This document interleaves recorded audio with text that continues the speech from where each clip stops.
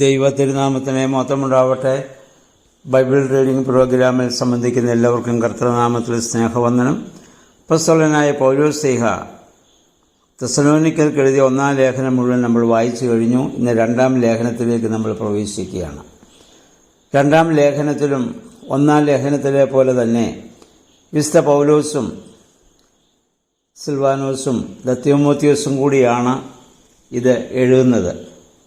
ആദ്യം ശ്രദ്ധേയമായ ആശീർവാദം അവർക്ക് നൽകുന്നു. 3 മുതൽ 10 വരെയുള്ള വാക്യങ്ങൾ നമ്മൾ വായിക്കുമ്പോൾ തെസ്സലോനിക്ക സഭയിലെ ആളുകളുടെ വിശ്വാസവും പരസ്പര സ്നേഹവും വളർന്നുകൊണ്ടിരിക്കുന്നതിലും സത്യത്തിനു വേണ്ടി സന്തോഷത്തോടുകൂടി അവർ പീഡകൾ സഹിക്കുന്നതിലും വിശുദ്ധ പൗലോസ് അവരെ അഭിനന്ദിക്കുകയും ദൈവത്തെ സ്തുതിക്കുകയും ചെയ്യുന്നു. പീഡകൾ, പ്രതികൂല സാഹചര്യങ്ങൾ സഹിക്കുന്നതിലൂടെ ദൈവരാജ്യത്തിനവർ അർഹരായി ഭവിക്കും. ഇന്ന് ഈ നൂറ്റാണ്ടിൽ ജീവിക്കുന്ന നമുക്ക് ഒരിക്കൽ പോലും ഈ പീഡയുടെ അനുഭവം നമ്മളാരും അനുഭവിച്ചറിഞ്ഞിട്ടില്ല. ലോകത്തിൻ്റെ നാനാഭാഗത്തും ധാരാളം ആളുകൾ കർത്താവിൻ്റെ നാമത്തിൽ രക്തസാക്ഷികളായിട്ടുണ്ട്. ഇപ്പോഴും ഇന്ത്യയിൽ തന്നെ, വടക്കേ ഇന്ത്യയിൽ ധാരാളം ആളുകൾ സുവിശേഷാർത്ഥം പീഡകൾ സഹിക്കുന്നവരായിട്ടുണ്ട്. കേരളത്തിലുള്ള നമുക്കാർക്കും ഇത് പറഞ്ഞാൽ മനസ്സിലാവില്ല. നമ്മൾ ജനിച്ചപ്പോൾ മുതൽ സ്വാതന്ത്ര്യത്തോടെ ആരാധിക്കുന്നു. നമ്മൾ മറ്റുള്ളവരെ വാക്കുകൊണ്ടും പ്രവർത്തനം കൊണ്ടും പീഡിപ്പിക്കുന്നതല്ലാതെ നമ്മളെ ആരും പീഡിപ്പിക്കുന്നില്ല. എന്നാൽ ആദിമസഭയിൽ അങ്ങനെയല്ലായിരുന്നു. കണ്ടമാനം പീഡകൾ യഹൂദന്മാരിൽ നിന്നും മറ്റുള്ള ജാതികളിൽ നിന്നുമൊക്കെയും ആ സഭയ്ക്ക് അനുഭവിക്കേണ്ടി വന്നു. അവരെയാണ് പൗലോസ് ഇവിടെ ശ്ലാഘിക്കുന്നത്. അതുപോലെ തന്നെ പൗലോസ് പറയുന്നു, നിങ്ങളെ ഉപദ്രവിക്കുന്നവർക്ക് തീർച്ചയായും ദൈവത്തിൽ നിന്നുള്ള ശിക്ഷ അവർക്ക് ഉണ്ടാവും. അതുകൊണ്ട് വിശുദ്ധ പൗലോസ്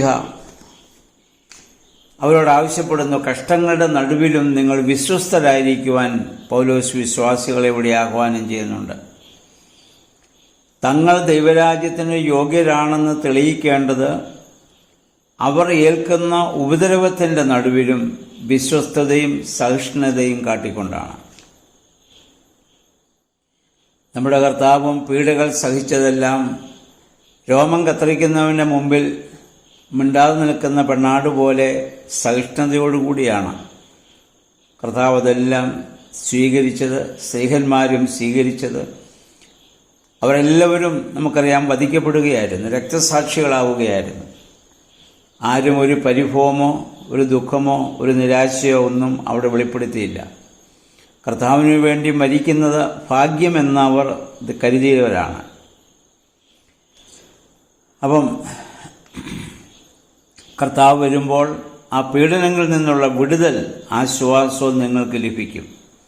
അതിനർത്ഥം കർത്താവ് വരുന്നതുവരെയും ഈ പീഡനം ഉണ്ടാകുമെന്നുള്ള ഒരു സൂചന കൂടി ഇതിനകത്തുണ്ട്. പൗലോസ് ഇതെഴുതുമ്പോൾ നമ്മൾ ഇന്ന് 2000 വർഷം സഭ ഇപ്പോൾ പിന്നിട്ടിരിക്കുകയാണ്. ഇത് ആദ്യ നൂറ്റാണ്ടിൽ AD 59, 60, 61 കാലഘട്ടങ്ങളിലാണ് പൗലോസ് ഇത് അന്ന് എഴുതിയത്. അതിനുശേഷം എത്രയോ നൂറ്റാണ്ടുകൾ പിന്നിട്ടു. ഞാൻ ഓർമ്മപ്പെടുത്തിയതുപോലെ ധാരാളം ആളുകൾ ഈ വിശ്വാസത്തിന് വേണ്ടി ത്യാഗം സഹിക്കുകയും പീഡ അനുഭവിക്കുകയും രക്തസാക്ഷികളാവുകയും ഒക്കെ ചെയ്തിട്ടുണ്ട്. ഇന്നും അത് തുടരുന്നുണ്ട്. നമ്മളാരും അത് അനുഭവിക്കുന്നില്ല എന്ന് മാത്രമേ ഉള്ളൂ.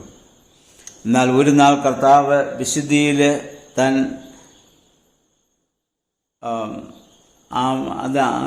കർത്താവ് തൻ്റെ ആ തേജസ്സോടുകൂടി വരുന്ന നാളുകളിൽ ഇങ്ങനെ പീഡ അനുഭവിച്ച് കർത്താവിന് വേണ്ടി മരിച്ചവർ 1-ാമത്തെ പുനരുത്ഥാനത്തിന് പങ്കാളികളായി കർത്താവിനോടുകൂടി ആ വലിയ സന്തോഷം പങ്കുവയ്ക്കുവാൻ അവർക്ക് ഇടയായിട്ട് തീരും.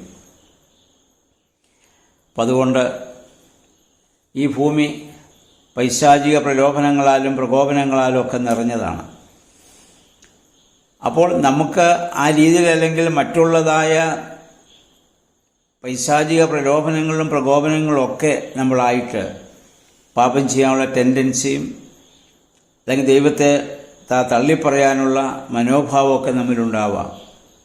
ഏത് പ്രതിസന്ധി ഘട്ടങ്ങളിലും ദൈവത്തിലുള്ള അചഞ്ചലമായ വിശ്വാസത്തോടെ, കർത്താവ് രണ്ടാമത് വരുമെന്ന പൂർണ്ണ വിശ്വാസത്തോടെ, ആ സ്വർഗരാജ്യത്തിൻ്റെ ആ വലിയ പ്രതീക്ഷയോടുകൂടി ഈ ഭൂമിയിൽ ജീവിക്കാൻ നമുക്കിടയാകണം. നമ്മൾ വായിക്കുന്ന വചനങ്ങളൊക്കെ അതാണ് നമ്മളെ ഓർമ്മപ്പെടുത്തുന്നതും നമ്മളെ ധൈര്യപ്പെടുത്തുകയും ചെയ്യുന്നത്. കോടാനുകോടി ജനങ്ങൾക്ക് ധൈര്യവും പ്രത്യാശയും നൽകി ജീവിതത്തിൻ്റെ പ്രതിസന്ധികളെയൊക്കെയും തരണം ചെയ്യുവാൻ അവരെ ശക്തീകരിച്ച ഈ വചനം നമ്മെ ശക്തീകരിക്കുവാൻ ഇടയായിട്ട് തീരട്ടെ. നാളെ ഇന്നത്തെ ദിവസം പെന്തിക്കോസ്തിയുടെ ആ ദിവസമാണല്ലോ. ദേവാലയത്തിൽ വെച്ച് നമ്മളൊക്കെ ആരാധനയ്ക്ക് പോവുകയാണ്. ആ ആരാധനയിലൂടെ ദൈവത്തിൻ്റെ ദിവ്യമായ സാന്നിധ്യം, പരിശുദ്ധാത്മാവിൻ്റെ ആ വലിയ അനുഭവം ഉണ്ടാകുവാൻ എല്ലാവർക്കും ഇടയാകട്ടെ എന്ന് പ്രാർത്ഥിക്കുന്നു. എല്ലാവർക്കും സന്തോഷത്തിൻ്റെ, സമാധാനത്തിൻ്റെ, ദൈവാനുഭവത്തിൻ്റെ, പരിശുദ്ധാത്മ ആ പുതുക്കത്തിൻ്റെ ഒരു പെന്തിക്കോസ്തി ദിനം ആശംസിച്ചുകൊണ്ട് നിർത്തുന്നു. ദൈവനാമം മാത്രം മഹത്വപ്പെടുവാൻ ഇടയാവട്ടെ.